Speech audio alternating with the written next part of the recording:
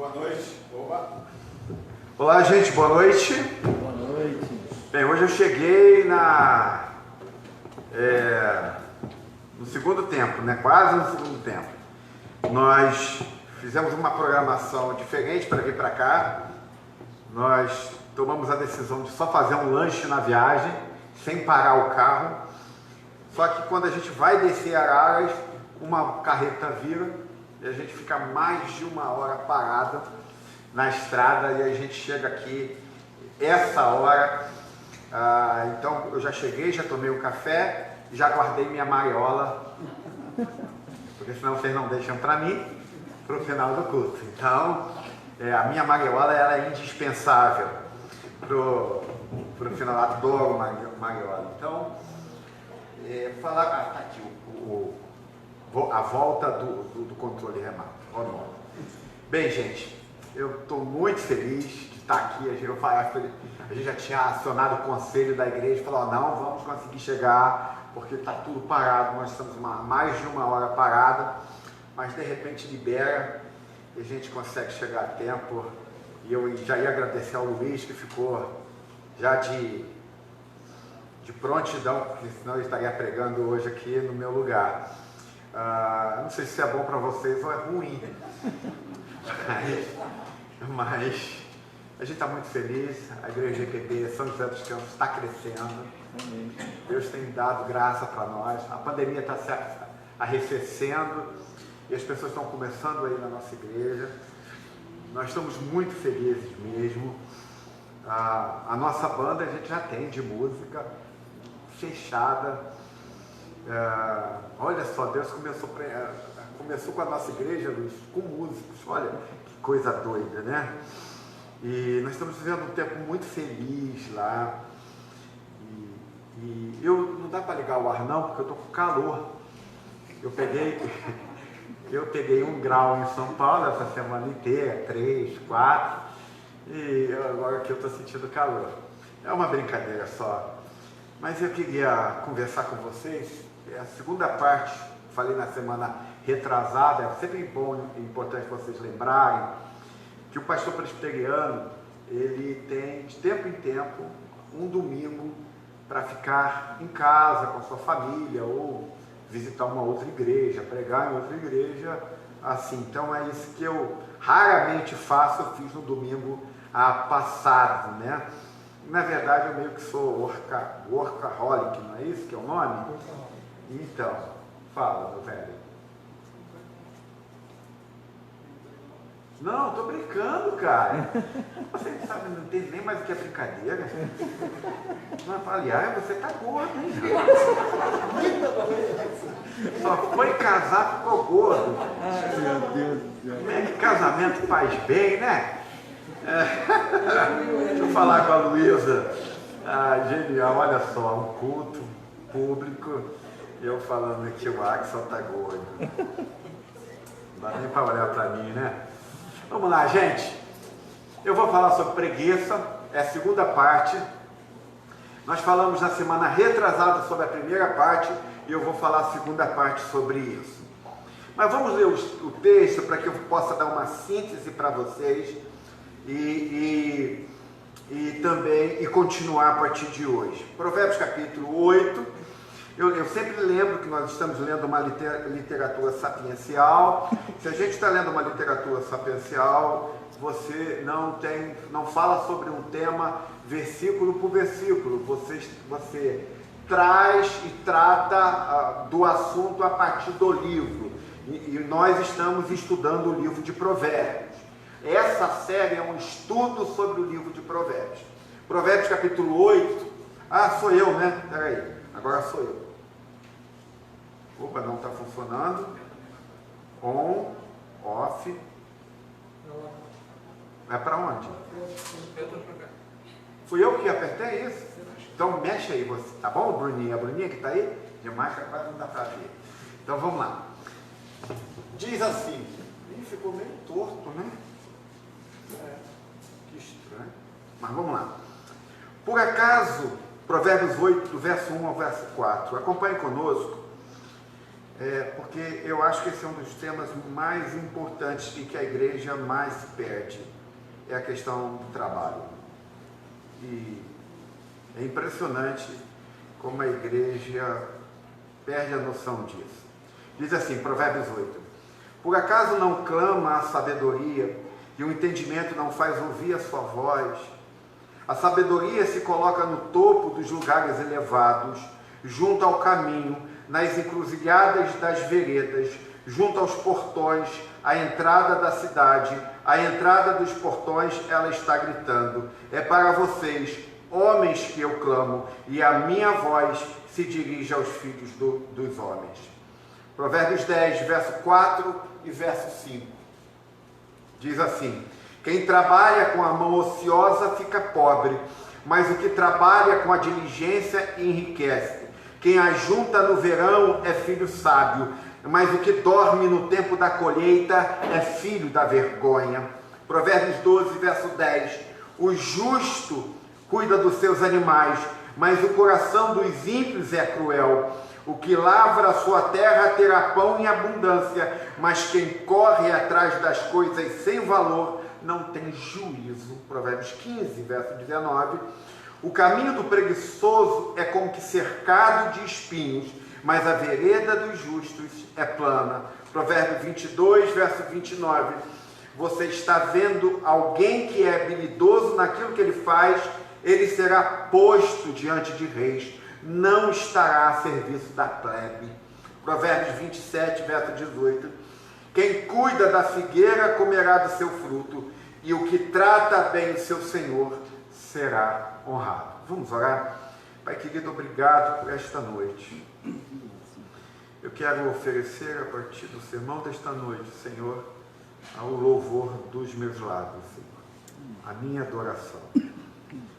Que ao expor a tua santa escritura, Senhor, eu possa estar te adorando, eu possa estar levando a ti o louvor dos meus lábios. Que o meu coração esteja diante de ti, Senhor, e que esta igreja, Senhor, esteja com o seu coração quebrantado para ouvir a sua voz. Ajuda-nos, Senhor, que nossa comunidade sempre entenda que só há, Senhor, dois modos de ouvir o Evangelho: ou nós o recebemos, nos quebrantamos, reconhecemos que precisamos da sua sabedoria, ou nós o odiamos, nós o tornamos indiferente para as nossas vidas. Que ninguém aqui torne o Evangelho indiferente à sua vida. E que no final de tudo, que nos reste pós esse sermão é te adorar, porque nós estamos reconhecendo que o Senhor tem falado conosco. Ajuda-nos nesta noite, em nome de Jesus. Amém e amém. Bem, como eu falei, a gente está estudando o livro de Provérbios. Falei na semana passada que toda vez que vocês lerem um livro de Provérbios e lerem a palavra diligência ou diligente, é porque o autor de Provérbios está falando positivamente sobre o trabalho. E falei também na semana retrasada que toda vez que você lê a palavra preguiça ou preguiçoso, é porque o autor de Provérbios está falando de modo negativo sobre o trabalho. Então, todas as vezes que você ler um livro de Provérbios e ouvirem e lerem essas palavras, entendam que uma aponta para a diligência, aponta para o lado positivo do trabalho, e a preguiça para o lado negativo do trabalho. Falei na semana passada que eu e você fomos chamados para fazer o nosso trabalho. Então significa que você, o autor de Provérbios, eu falei logo no início, que ele vai falar sobre o preguiçoso. A gente tem a ideia de que o preguiçoso é alguém que não gosta de trabalhar. Mas nas Escrituras não é assim. Nas Escrituras, a palavra preguiçoso no hebraico é alguém que trabalha, mas não trabalha bem. Então, no nosso contexto, seja ele carioca, brasileiro, ocidental, a gente tem a ideia que quando a gente vê uma pessoa que não gosta de trabalhar, a gente chama ele de quê? De preguiçoso. Não. O autor de Provérbios, as Escrituras vai dizer que preguiçoso é aquela pessoa que, aí, a ideia que os estudiosos vão dar é uma pessoa que pega um arco e atira uma flecha. O preguiçoso é alguém que o seu arco, a corda do arco, nunca está firme. Isto é, quando ele atira a flecha, ela não chega ao seu lugar. A Bíblia, o autor de Provérbios vai dizer que o preguiçoso é aquela pessoa que trabalha e trabalha, mas não chega a lugar nenhum, porque ele não é estratégico, ele não é diretivo, ele não faz aquilo que deveria fazer, do modo que deveria fazer. A Bíblia então diz que você ou essa pessoa é preguiçosa. Não é que simplesmente você não sai de casa, de que você não vai para a rua trabalhar, é que o teu trabalho não lhe traz resultado, porque você não atira, a corda do seu arco não está bem afiada, e ela não chega no lugar. É assim que o autor de Provérbios descreve o perigoso. Então, é importante que a gente entenda isso. Da mesma forma, quando o autor de Provérbios diz que uma pessoa é diligente, ele não diz que essa pessoa trabalha muito, ao contrário do que a nossa sociedade diz, né? Quando a gente pensa que uma pessoa que trabalha muito é o workaholic, não é. O autor de Provérbios diz que o diligente é aquela pessoa que trabalha estrategicamente, que, por exemplo, ele não sai no inverno para colher, porque no inverno não dá colheita. Então o trabalho dele é tão assertivo que ele sabe exatamente que quando ele planta e quando ele colhe, ele não sai no inverno para colher. Então o autor de Provérbios está dizendo que se você é uma pessoa diligente, não é porque você é um workaholic, porque você sai 5 da manhã ou chega 10 da noite em casa e quase perde a sua família por isso. Não, o autor de Provérbios diz que o diligente é aquele que sabe trabalhar de modo estratégico e o seu trabalho está apontado para algo a mais. Então, foi isso que eu falei na semana passada, de que você deve amar o seu trabalho. Também falei na semana passada, você tem que fazer o seu trabalho. O segundo ponto que eu falei, que você tem que amar o seu trabalho. Falei sobre a vocação. Como é triste hoje nós vermos os nossos jovens, os nossos filhos, escolhendo universidades só por causa do seu status. O Evangelho, o cristianismo nunca tratou emprego ou trabalho a partir do nosso status. A história da igreja cristã, eu já sou cristã de muito tempo, eu ouvia quando eu era jovem, que os nossos pastores diziam: olha, Deus te deu dons, Deus te deu talentos, prestem atenção nesses teus talentos desde garoto, porque possivelmente esses seus talentos desde garoto é o que Deus está te chamando para você viver e fazer. Mas a nossa sociedade influencia a igreja, que agora os nossos filhos, e os pais influenciam os filhos assim, fazendo com que eles escolham as universidades. Não, por exemplo, você tem na semana passada gente que quer fazer medicina, não para ajudar as pessoas, mas que tenham status e ganhem dinheiro. Gente que quer ser advogado, não porque ele quer ser um instrumento de justiça na sociedade, mas porque ele quer ter status e quer trazer dinheiro para a sua família. Então eu falei na semana passada que a função do trabalho, porque a Bíblia diz, e o autor de Provérbios diz, que o trabalho não veio da abertura da caixa de Pandora, como ensinava os religiosos ou as religiões antigas, que quando no conto da caixa de Pandora, se abre a caixa de Pandora e de todos os males que vêm sobre a terra, o trabalho é um deles.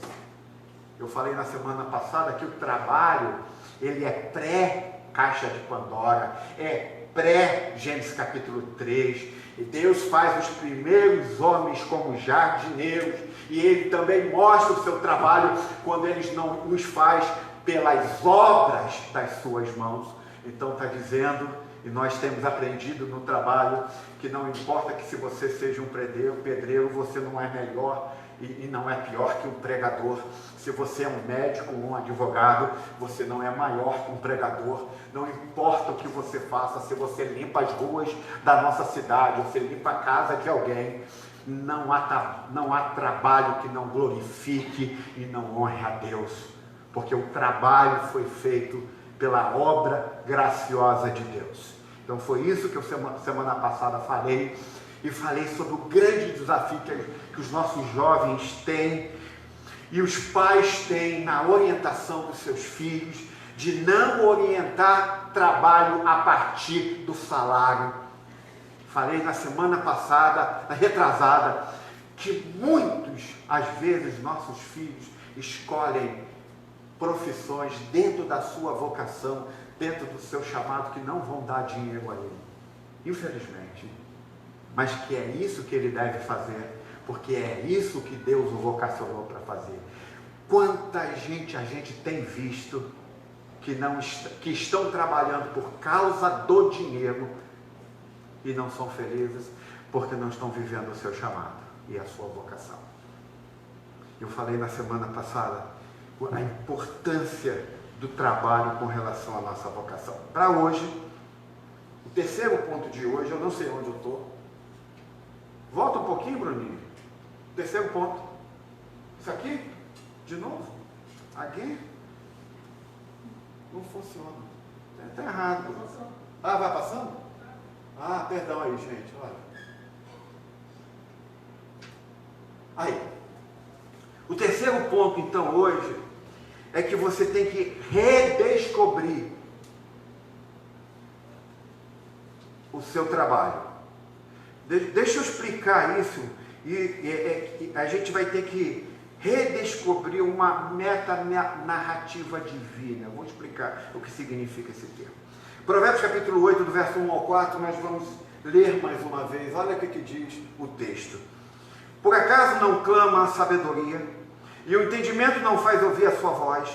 A sabedoria se coloca no topo dos lugares elevados, junto ao caminho, nas encruzilhadas das veredas, junto aos portões, à entrada da cidade, à entrada dos portões ele está gritando: é para vocês, homens, que eu clamo, e a minha voz se dirige aos filhos dos homens. Então, a terceira coisa que o autor de Provérbios, que o livro de Provérbios vai nos dizer sobre preguiça com relação ao trabalho, nosso papel sobre o trabalho, é que você tem que redescobrir o sentido do trabalho na sua existência. A gente tem muita coisa que a gente poderia falar nesses primeiros 4 versos. Uma das coisas que a gente aprende aqui é que a sabedoria de Deus se recusa a ficar em casa.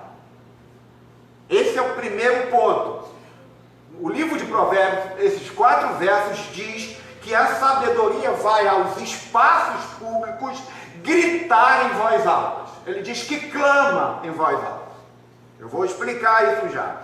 Então, esses espaços públicos, eles são extremamente importantes no Antigo Oriente, porque, como diz o autor de Provérbios, diz que a sabedoria, ela grita aos portões. Por que ela grita aos portões? Porque nos portões da cidade do Antigo Oriente ficavam os anciãos, e os anciãos é que traziam o julgamento das causas das pessoas da cidade. Então o autor de Provérbios está dizendo que a sabedoria sai da sua casa, vai aos portões da cidade e começa a clamar nos portões por sabedoria. Ele começa a falar sobre o sistema de justiça da cidade. Por isso que no verso 3, junto aos portões, à entrada da cidade, à entrada dos portões, a sabedoria está gritando.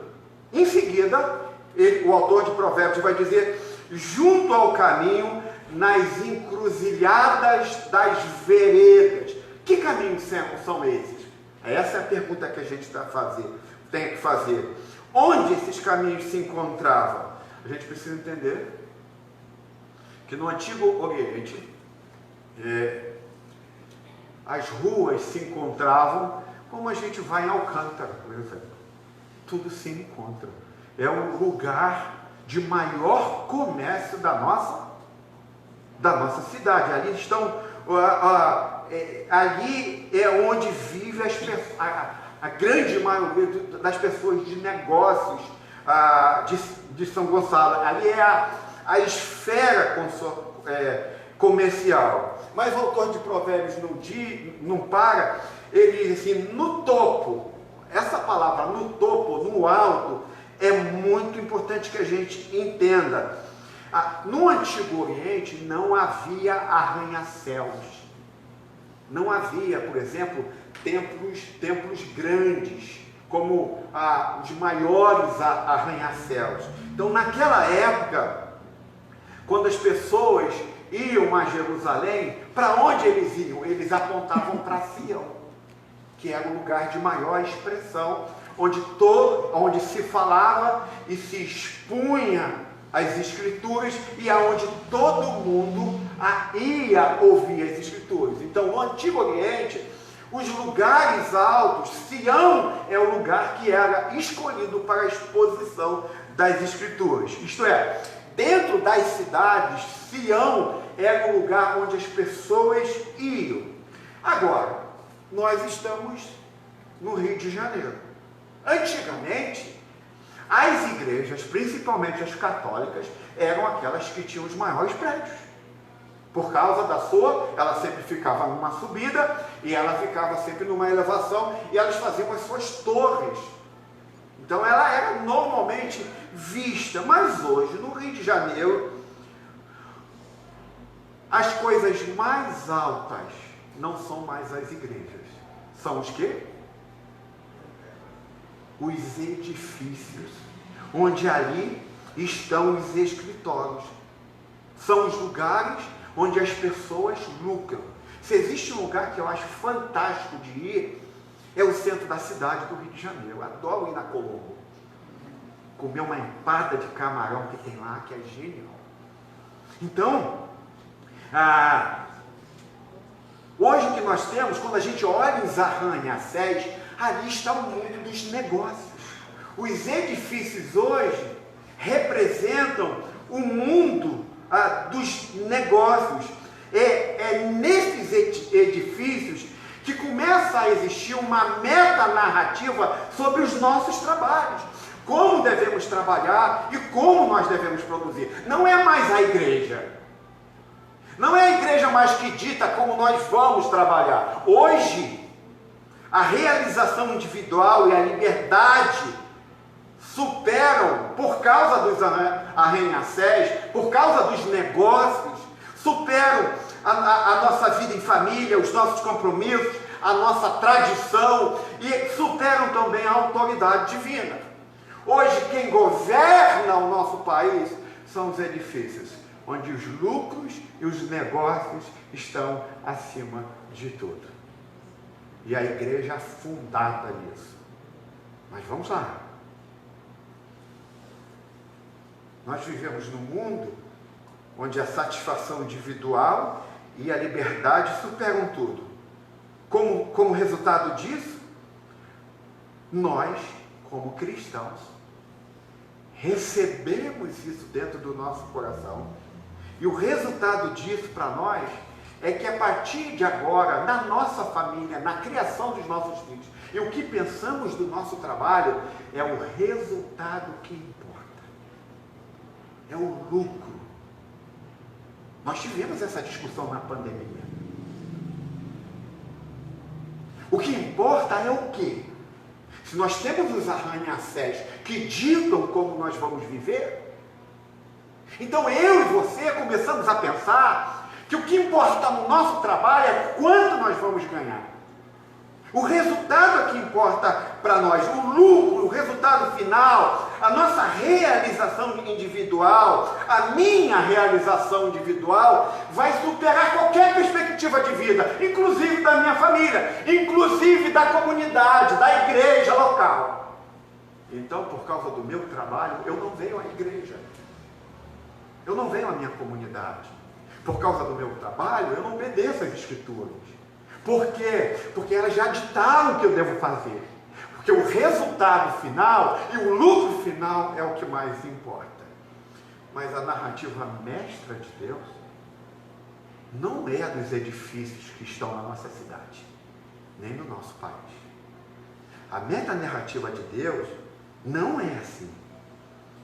Porque na metanarrativa de Deus, Deus nunca vai tratar a nossa vida assim. Não é disso que se trata a história. Ele diz, então, e é uma das coisas mais importantes que a gente precisa entender, que aconteceu em Gênesis capítulo 3, é que a partir da caixa de Pandora aberta, a economia, os seres humanos se tornaram egocêntricos. Eles só pensam em si mesmos, eles só pensam nos seus umbigos, eles só pensam nos seus resultados finais. Mas essa não é a metanarrativa de Deus. Agora a gente tem que fazer uma pergunta. O que há de errado conosco? Por que nós estamos aceitando isso? Por que como cristãos, eu não sei se todos aqui são cristãos, por que você aceita isso? Porque a narrativa principal de Deus é que, ao enviar seu Filho Jesus, Ele está dizendo que Ele está voltando ao nosso mundo, e virá ao nosso mundo para redesenhar, e para renovar, e para recriar o mundo. Porque a partir de Gênesis 3, nós nos tornamos, como disse semana retrasada sobre o Lutero, nós somos curvados sobre nós mesmos. Nós só nos prostramos para nós mesmos. Então, o que Deus projetou de mundo, e que Ele vai chamar de Shalom, é isso que a Bíblia diz, é que Ele está voltando e vindo para que nós pudéssemos florescer realmente e dignamente como seres humanos. Então eu vejo pessoas, às vezes, deixando o dinheiro os mover. Para onde o dinheiro vai, ele vai. Aonde dá grana, ele está lá. Quando vem a Bíblia e diz que o que Deus veio fazer conosco é trazer paz e justiça. Por isso que Ele diz que a minha voz seja erguida e ouvida nos espaços públicos. A sabedoria não fica em casa. Ela sai aos portões para gritar que veio alguém para trazer justiça e paz na cidade.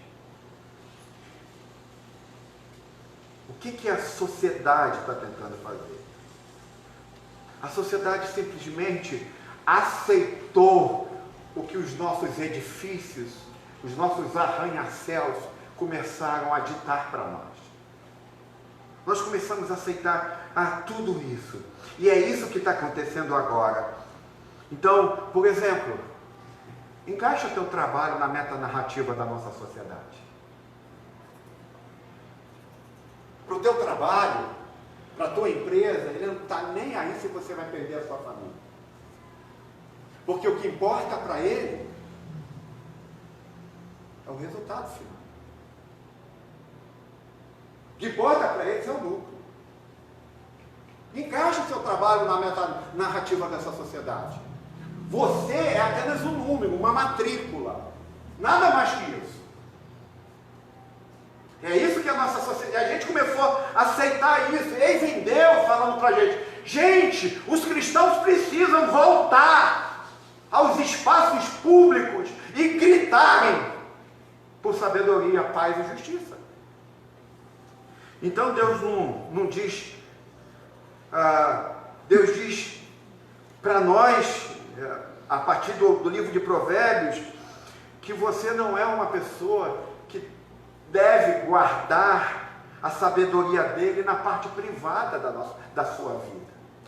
E simplesmente você vem para os cultos de final de semana para sentir aquela energia para continuar a semana inteira. Quanto a gente prega isso nas nossas vidas, nas nossas comunidades, que o domingo simplesmente é um lugar que energiza você para passar o final de semana. Porque você tem que se envolver, você se recolhe do evangelho na sua esfera privada e simplesmente agora você tem que tolerar uma semana de peso sobre a sua vida. Deus está falando: gente, não é isso. Você não pode pegar a sua vida comigo e reduzi-la no final de semana. Você não pode reduzir no domingo a sua vida comigo, a sua vida na minha presença. Você não pode reduzir a sua relação comigo no final de semana, num culto de manhã ou num culto de noite, porque a minha vida contigo é muito mais ampla do que isso. Então ele vai começando a dizer, Deus começa a dizer: não pega o que a sabedoria está dizendo para você clamar nos portões e fica com ela dentro de casa, na esfera privada. Então, obviamente, que Deus nunca negou que o resultado faz parte do trabalho, o lucro faz parte do trabalho. Mas a Bíblia diz que o crescimento humano, o florescimento humano é tão importante quanto o resultado. Em alguns casos, você deve abrir mão do resultado por causa do florescimento e do crescimento humano. Então, gente, esse terceiro ponto é que você precisa narrar novamente o seu trabalho. Coloque o seu trabalho diante da narrativa principal, que é de Gênesis capítulo 1 e 2. Não da narrativa principal da sociedade, que o que importa é o lucro, o resultado, o que vai vir no contra-cheque no final do mês. Então não adianta a gente vir à igreja nos domingos apenas para obter inspiração.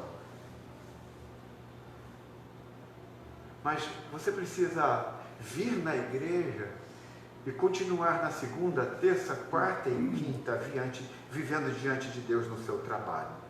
Então, a maioria dos cristãos obviamente não entendem nadica disso. Nadica. Deixa eu te dar um exemplo para que você possa entender melhor.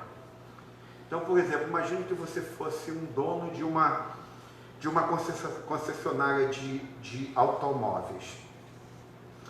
Então, você vai tentar que cada pessoa que compre um carro, você vai fazer de tudo para que converta essa pessoa ao Evangelho.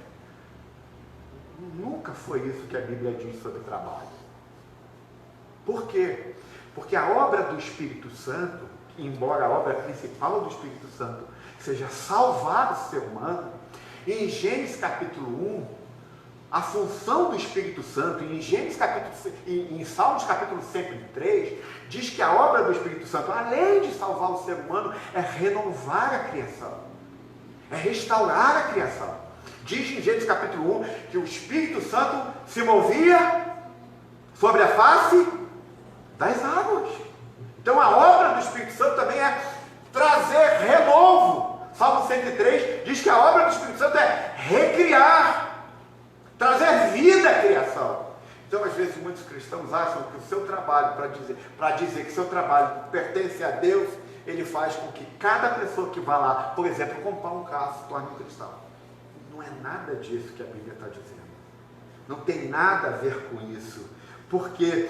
Porque o Espírito Santo de Deus não salva apenas alma. O Espírito Santo renova a face da terra.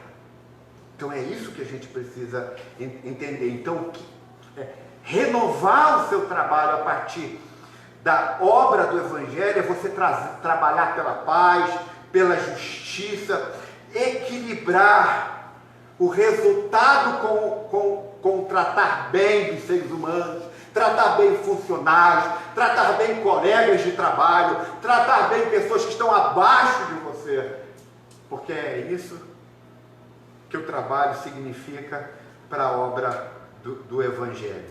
Então o Evangelho sempre vai dizer que muitas vezes você vai precisar sacrificar o resultado para que você possa manter e sustentar o florescimento e o crescimento humano de alguém que está perto de você.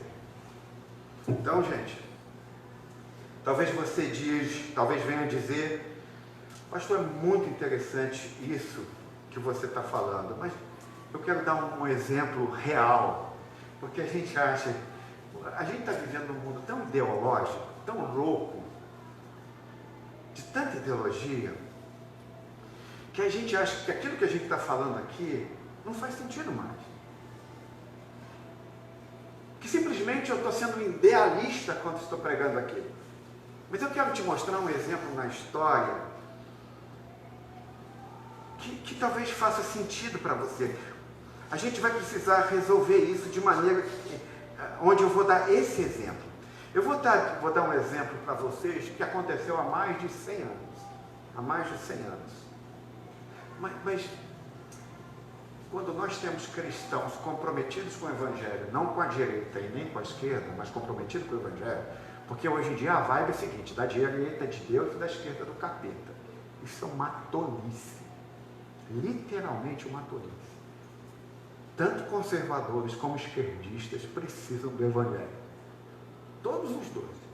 Porque o de direita, ele é o dos arranha-céus. O lucro é que importa. O resultado é que importa. Do esquerda é a liberalidade sexual. Nós temos tido ideologia de gênero e tudo isso. Essa cachorrada toda do outro lado aqui. Mas o Evangelho é diferente. O cristianismo é diferente. O cristianismo não é nem de direita nem de esquerda. Por quê? Porque no cristianismo, a vida ela é a partir de Gênesis capítulo 1. E é a partir da nossa história de redenção. Então, deixa eu te dar esse exemplo e eu vou tentar mostrar aqui para vocês, para que vocês possam entender. Na Grã-Bretanha, isso é, na Inglaterra, no ano de 1700, chegando à virada do século, a Inglaterra, a Grã-Bretanha, teve um grande avivamento. Um grande avivamento. Muitas pessoas se converteram ao Evangelho. E a Grã-Bretanha se tornou um lugar onde milhares de pessoas se tornaram cristãs. E aí eles começaram a fazer a pergunta seguinte, esses cristãos, como é que a gente pode viver o Evangelho de modo que a gente possa levar o Evangelho à esfera pública? Como é que nós podemos ser cristãos de modo que nós vamos mostrar o viver cristão na esfera pública? Como é que nós fazemos isso? Como é que a gente lida com essa coisa? E aí, quando eles começaram a pensar isso, e eles começaram a ser impactados pelo Evangelho, pelo espetáculo da graça, pelo que Cristo fez em suas vidas, eles começaram a perceber que na Inglaterra havia um grande comércio de escravos africanos. Um grande comércio. Era muito desleal o que acontecia na África naquela época. Então, por 30 anos, o que os cristãos fizeram? Por 30 anos, gente, 30 anos, os cristãos na Grã-Bretanha fizeram tudo o que podiam para trabalhar na abolição desses escravos africanos. E para acabar com o comércio de escravos. Essa era a luta. Ele falou assim, como nós podemos levar o Evangelho para a esfera pública?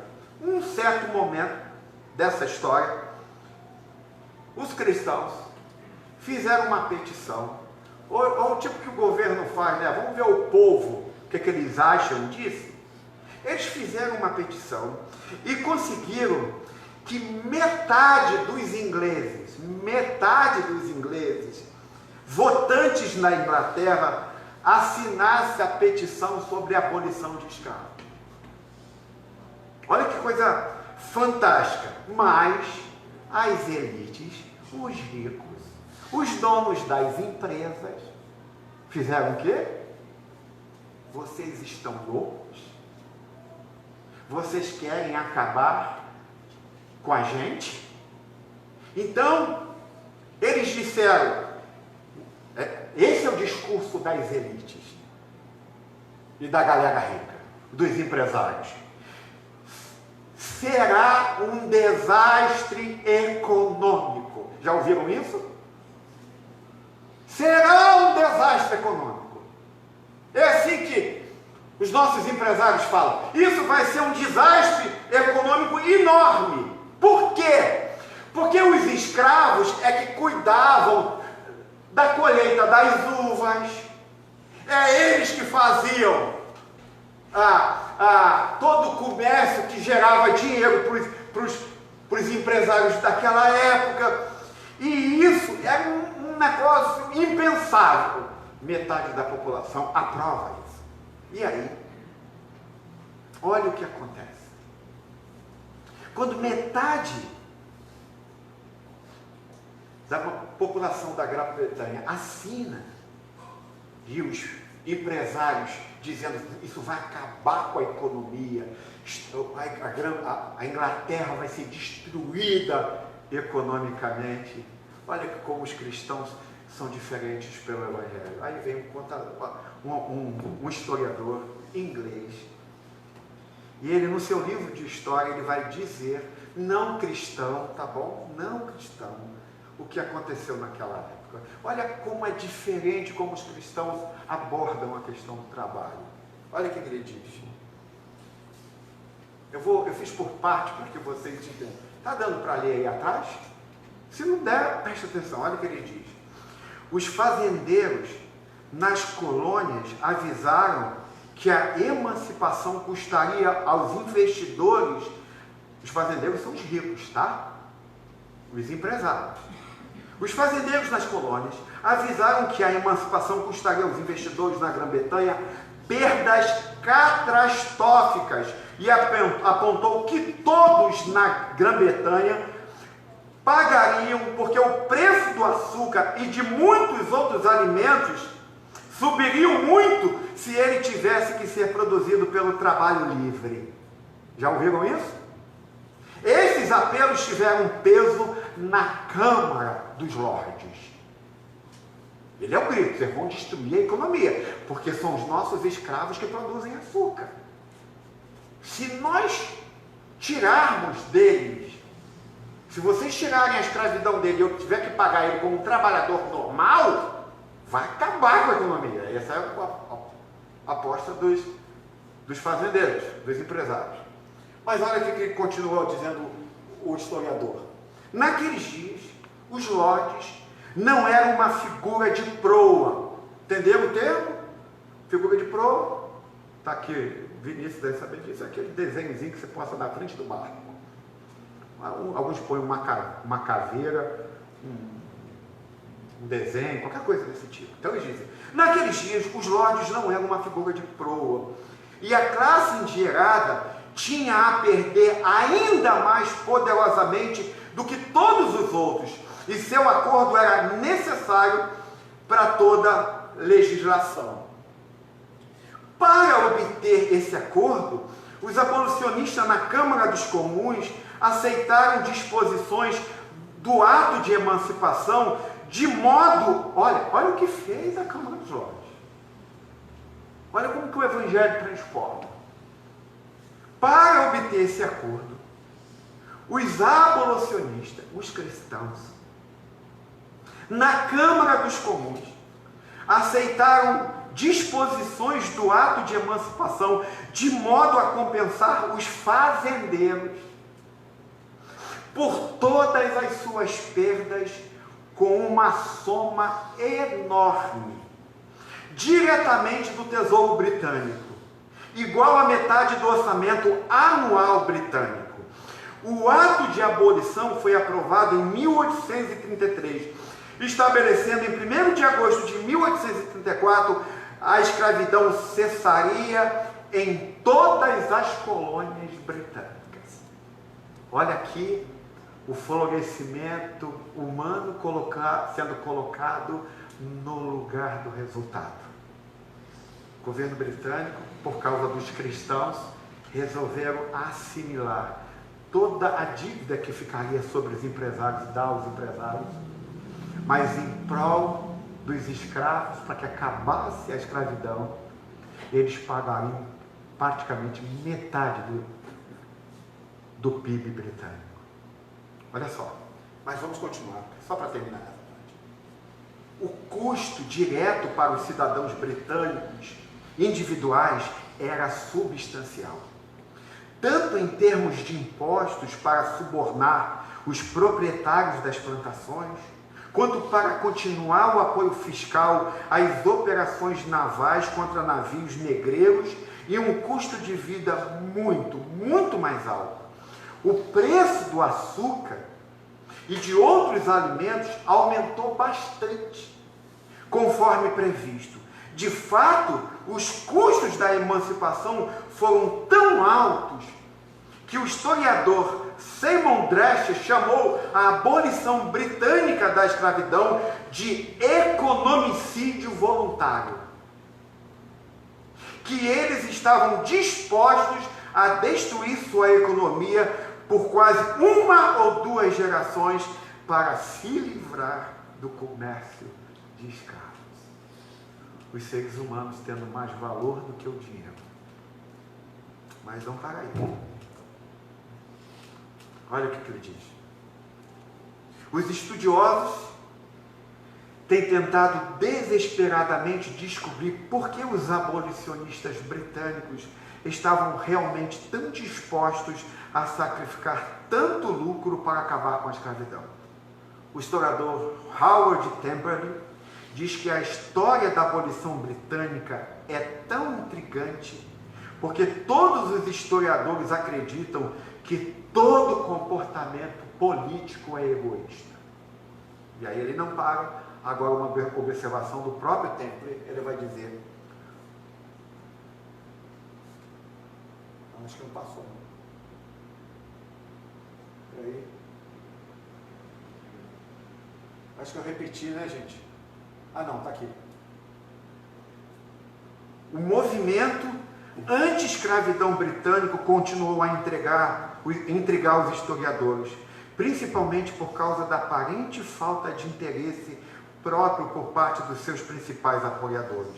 Isso é totalmente contrário às visões convencionais do comportamento político e deu origem às muitas controvérsias acadêmicas. No entanto, apesar do exercício de muita engenhosidade nos últimos 30 anos, ninguém conseguiu mostrar que aqueles que fizeram campanha pelo fim do tráfico de escravos e depois pela libertação dos escravos ganhariam pessoalmente de alguma forma, mas sim apenas para perder. Historiadores viram 30 anos depois que quem lutou para o fim da escravidão não ganharam nada com isso. Por quê, gente? Porque o Evangelho, ele acima de tudo, olha para a vida humana. Ele acima de tudo, entende que a metanarrativa de Deus é cuidar do ser humano. É ir aos portões da cidade clamar por justiça e por paz. Então, é óbvio que esses cristãos abolicionistas, eles estavam tão impactados pelo Evangelho, que eles não ficaram na sua vida privada, indo aos cultos aos domingos, se energizando, e depois iam para os seus trabalhos como se nada tivesse acontecendo. Os cristãos entenderam o Evangelho e eles então começaram a narrar novamente o trabalho, narrar novamente o que Deus pensa sobre o trabalho. E foi isso que aconteceu há 100 anos atrás, Porque um grupo de cristãos começaram a olhar o trabalho de forma diferente, a partir de como Deus olharia o trabalho. Então eles peitaram lá os fazendeiros, o governo aceitou, é obra divina, pagar os fazendeiros, porque realmente teriam prejuízo, porque eles têm trabalho escravo. Mas eles lutaram e conseguiram. Eu quero terminar o meu sermão de hoje nesse último ponto. Eu acho que o grande desafio da igreja contemporânea é a gente resgatar o nosso trabalho. Você resgatar o seu trabalho. E aí talvez, ao terminar este meu sermão, estou indo para o meu final do sermão, você fala assim, pastor Cláudio, isso nunca vai acontecer no Brasil. Isso é idealista demais. Eu não sei se você sabe, nós estamos num curso chamado Curso de Misericórdia aqui na nossa igreja. Nesse curso de misericórdia, nós temos em torno de quase 20 pessoas fazendo esse curso. Eu treino essas pessoas todas as segundas-feiras à noite, amanhã um dia. E desde que nós começamos nesse curso de misericórdia, quase que 100% das pessoas disseram assim, parece que eu nunca entendi o Evangelho. Parece que eu nunca entendi de fato como eu deveria viver o Evangelho a partir da ótica do reino. Então, quando eu chego numa explanação como essa, talvez você diga assim, pastor Cláudio, acho que você está ficando velho e maluco. Você está se transformando em idealista. Por quê? Porque veja bem, quando nós estamos pensando no Ministério de Misericórdia, que nós acreditamos que esta igreja, ao começar a agir nesse Ministério de Misericórdia, esse Ministério de Misericórdia vai ser transformacional nessa cidade. Não só aqui, mas em Maricá, e é obviamente que eu vou fazer isso em São José dos Campos. Mas, quando nós vamos trabalhar com a ideia do trabalho de que ele é transformador de uma cidade, ele clama por justiça nos portões da cidade, obviamente que quando nós começarmos efetivamente esse Ministério de Misericórdia, nós tendemos, quando começarmos, por exemplo, não termos dinheiro para agir nas questões de misericórdia. Nós, por exemplo, podemos... É tanto desafio que imagine que um dos nossos líderes brigue com o outro, entre em confusão com outro líder, para não deixar esse Ministério de Misericórdia nascer. Por quê?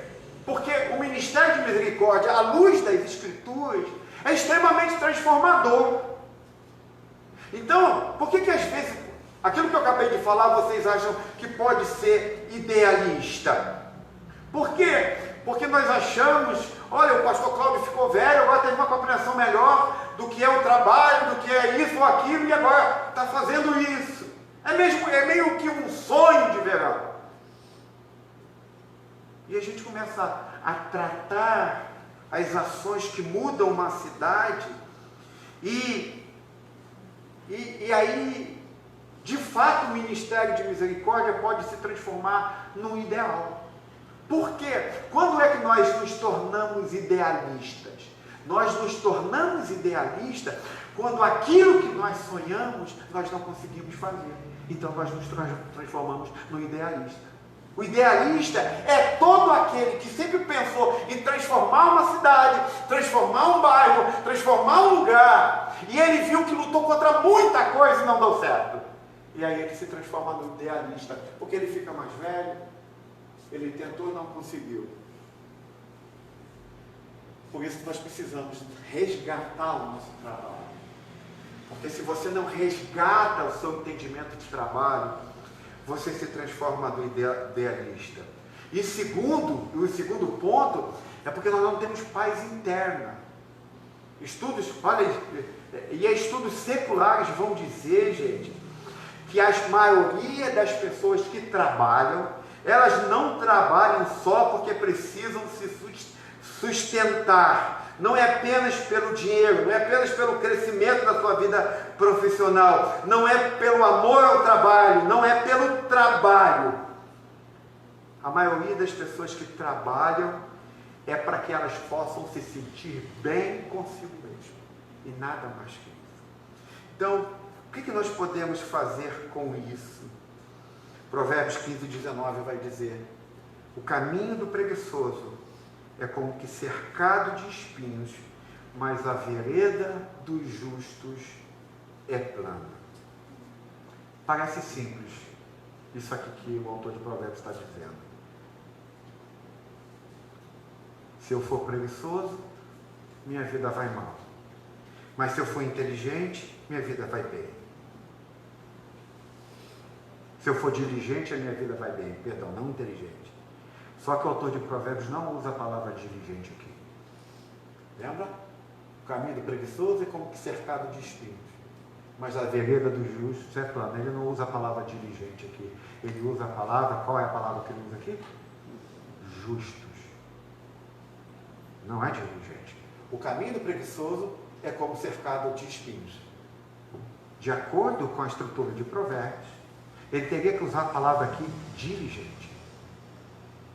Porque é assim que o Provérbios trabalha. Mas ele diz, mas a vereda de quem, gente? Dos justos. Então, o que o autor de Provérbios está dizendo, e a literatura de sabedoria está dizendo para nós, e aí a gente sabe, é que todo mundo enfrenta espinhos no caminho. Amém? Todo mundo aqui. Eu e vocês. Todos nós temos problemas. Todos nós sabemos que o nosso trabalho não funciona como a gente queria que funcionasse. Todos nós sabemos que nós temos que trabalhar duro.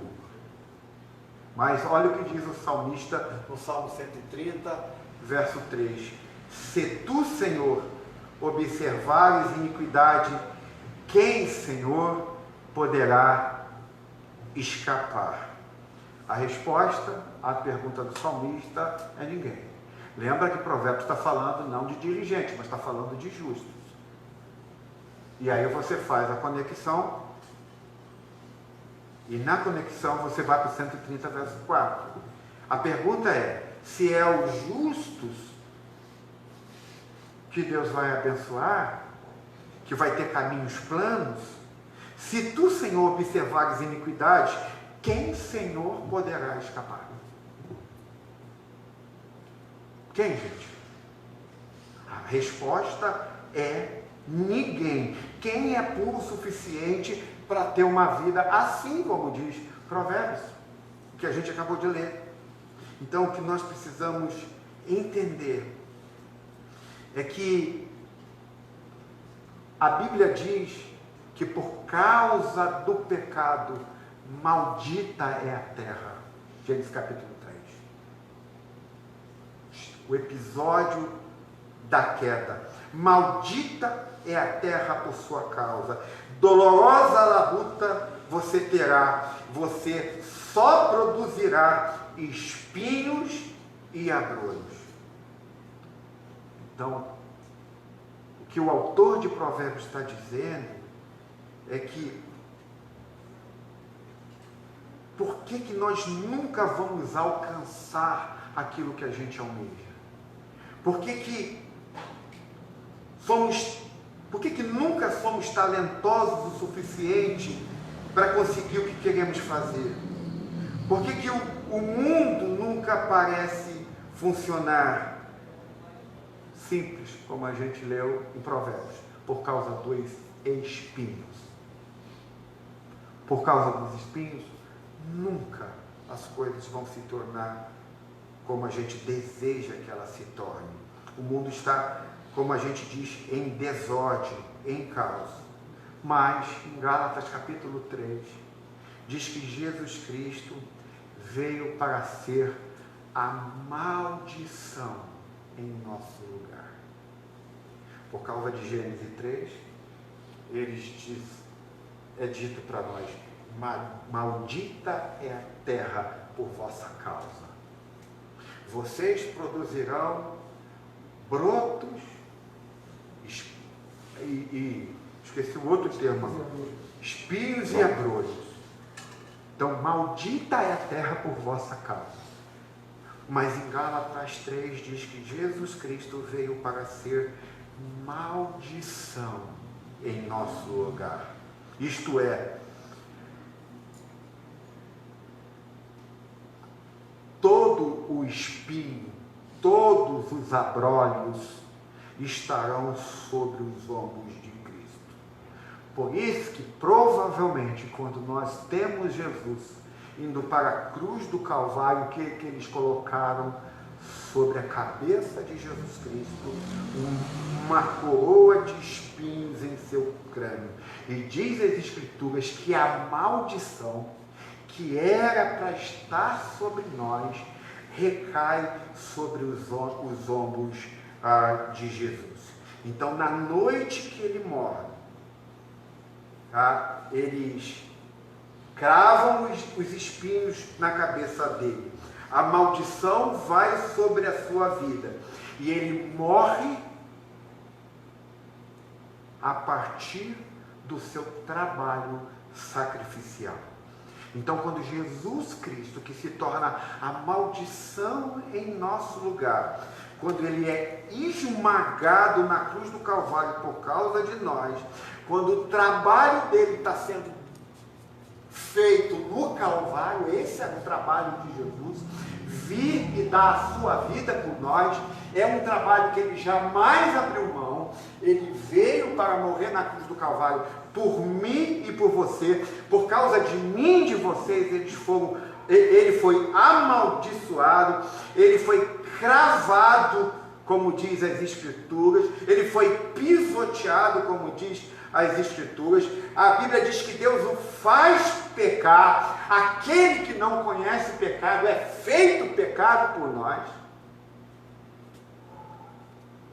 Então, antes de você chegar aqui, você foi um adúltero, se você adora pornografia, Jesus foi feito. Se você foi um pedófilo, Jesus se tornou um pedófilo na cruz do Calvário. Se você era um adúltero, Jesus Cristo se tornou um adúltero na cruz do Calvário. Se você é um mentiroso, Jesus se torna um mentiroso na cruz do Calvário. Se você era um preguiçoso, Jesus se torna um preguiçoso na cruz do Calvário. Porque aquele que não conhecia pecado se torna pecado por nós. O trabalho de Jesus foi redimir o seu povo. Aquilo que estava proposto a nós, Jesus na cruz, ele assume em nosso lugar. Ele recebe aquilo que nós merecíamos, para que a gente pudesse andar do jeito que nós merecíamos lugar. Então, a única solução que nós temos para a nossa vida de trabalho é olhar para Jesus Cristo. Porque a Bíblia diz, e a Bíblia sempre vai ficar fazendo perguntas para nós: como é que vocês podem continuar trabalhando quando as esperanças de vocês ficam frustradas?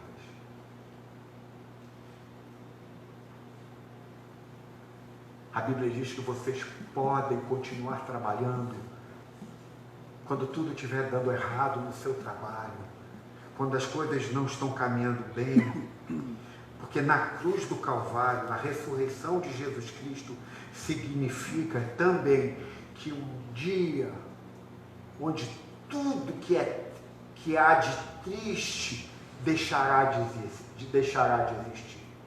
Quando é que você deve ficar no seu trabalho e ser um instrumento de Deus nele lá? Porque em Cristo todos nós fomos redimidos. Houve redenção para nós. E por meio de você, por meio de Cristo, também haverá redenção onde você estiver glorificando o nome de Deus. Então, eu quero terminar dizendo: você quer ser uma pessoa que faça a diferença neste mundo? trabalhe para Jesus. Porque Ele é o trabalhador perfeito. Ele veio e cumpriu tudo que o Pai o designou para fazer. Ele continuou o seu trabalho, mesmo ele tendo que receber a pior paga do seu trabalho. Mesmo ele tendo que sofrer o pior momento da sua vida.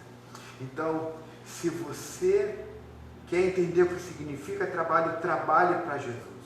Não trabalhe para nunca mais ninguém. Toda vez que vocês entrarem na empresa de vocês, quando vocês pensarem no trabalho, trabalhem para Jesus. Lembra do que eu falei domingo retrasado sobre Joe Contrane, o saxofonista? Nunca admite, a palavra em latim que significa pode despedir o teu servo em paz, porque ele já viu a tua salvação.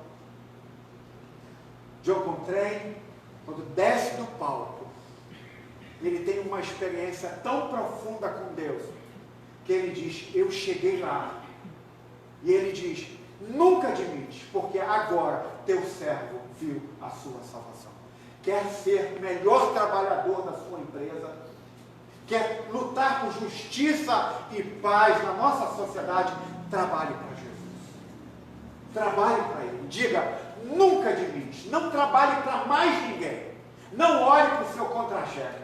O dia que você puder dizer, como Joe Contrane disse, nunca admite. O dia que você disser, eu vou ao meu trabalho, não mais pelo contra-chefe. Não mais pelo dinheiro que eu vou ganhar, mas porque agora eu estou trabalhando unicamente para o meu Salvador. Então, você vai poder definitivamente ser um instrumento de justiça e paz aonde você estiver. Essa é a obra do Evangelho. Porque enquanto você estiver trabalhando e olhando para o seu contra-cheque no final do mês, e olhando para quanto você vai receber, você ainda não está trabalhando para Jesus. Você ainda está trabalhando por seus senhores desta terra. Então, Jesus não está dizendo para você não trabalhar, tá bom?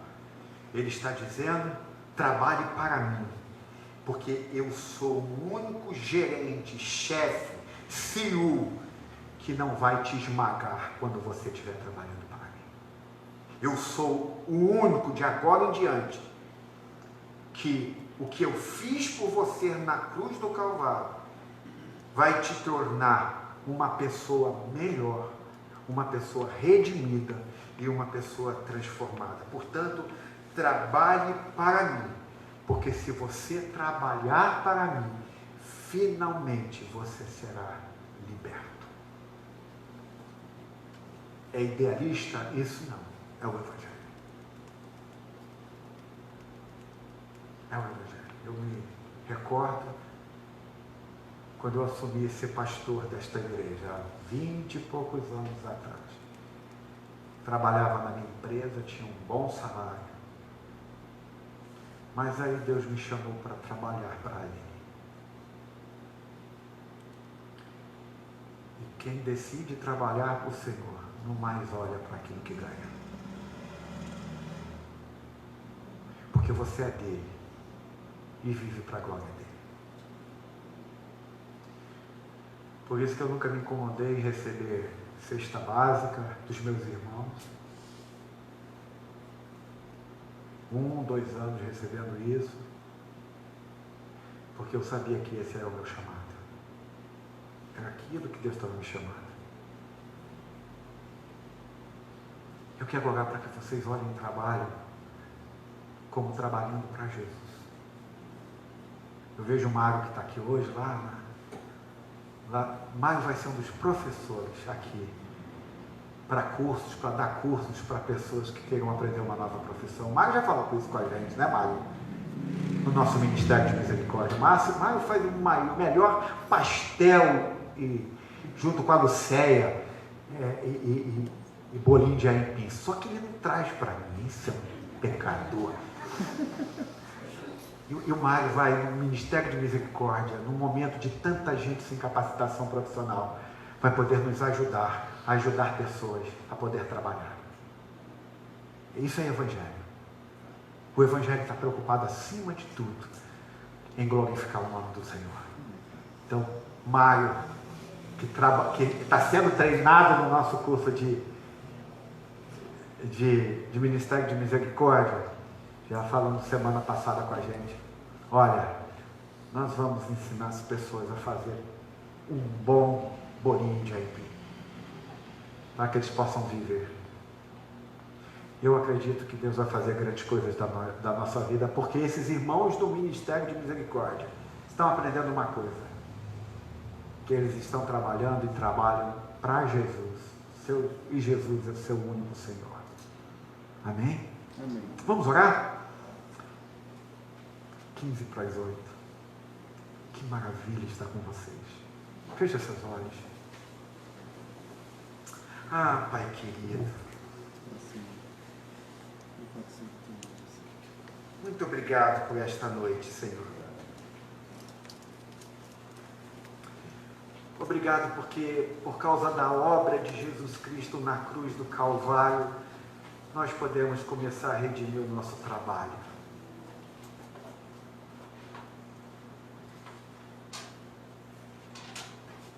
Nós podemos finalmente começar a partir do nosso trabalho, Senhor, renovar a criação e trazer paz e justiça a este mundo.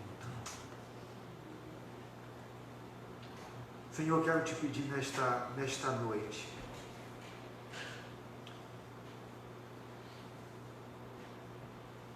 transforma essa igreja, o Ministério de Misericórdia nesta igreja, em pessoas que vão para os portões da cidade clamar por justiça e paz.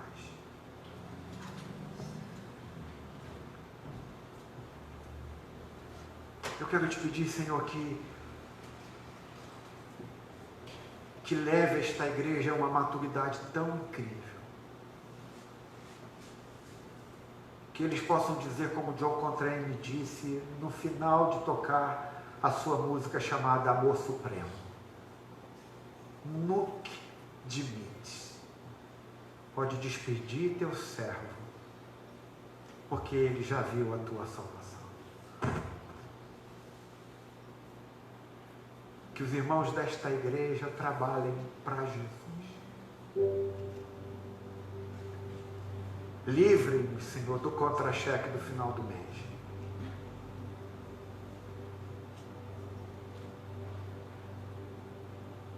Quem olha para o contra-cheque do final do mês, Senhor, é porque está sendo regido, Senhor, pelos arranha-céus da nossa cidade. Nós trabalhamos para o Senhor. E o nosso chefe, que é Cristo Jesus, Senhor, eu sei disso, nunca vai nos espizinhar. Nunca vai fazer a gente arriscar a nossa família por causa de dinheiro. Nunca vai fazer a gente, Senhor, chegar em casa deprimido, nervoso, sem às vezes ter vontade de voltar no outro dia. Por causa do teu Evangelho, a alegria de trabalhar para ti é tão bela que as tuas misericórdias se renovam a cada manhã.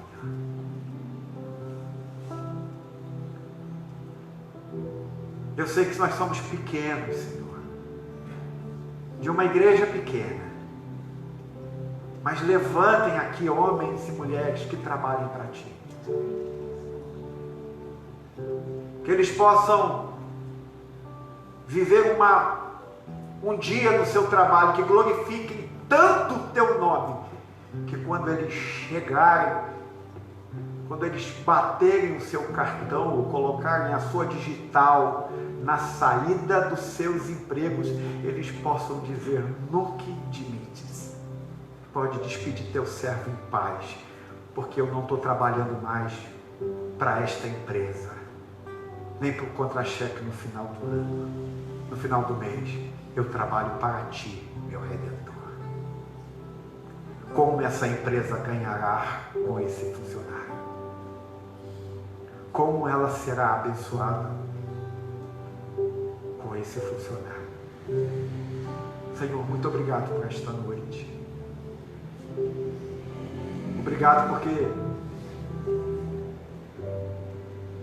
eu sei que o Senhor está falando com alguns aqui. Eu sei que o Senhor já tem falado com pessoas aqui sobre seus chamados. Pessoas que estão trabalhando fora dos seus lugares.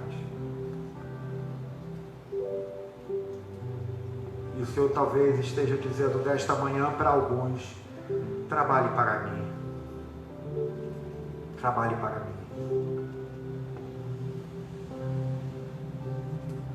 Senhor, fale com o nosso coração, ao nosso coração.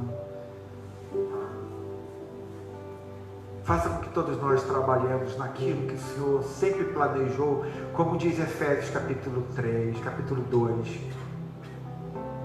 que o Senhor nos criou para que nós pudéssemos praticar as obras que o Senhor preparou de antemão para que nós fizéssemos.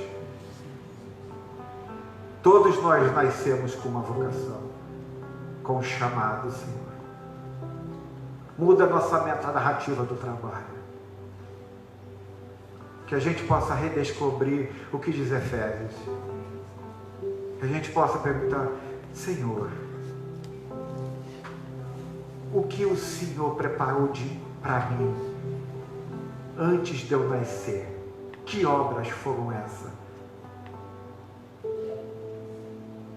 Ajuda-nos nesta noite. Obrigado pela obra da redenção. Obrigado por ter morrido em nosso lugar, de ter se tornado maldito em nosso lugar, de ter recebido o espinho, Senhor, em sua cabeça, para que nós não mais recebêssemos. Obrigado por tua obra de redenção. Quando formos comer do pão e beber do cálice, que nós possamos nesta noite, Senhor, dizer: obrigado, Senhor, porque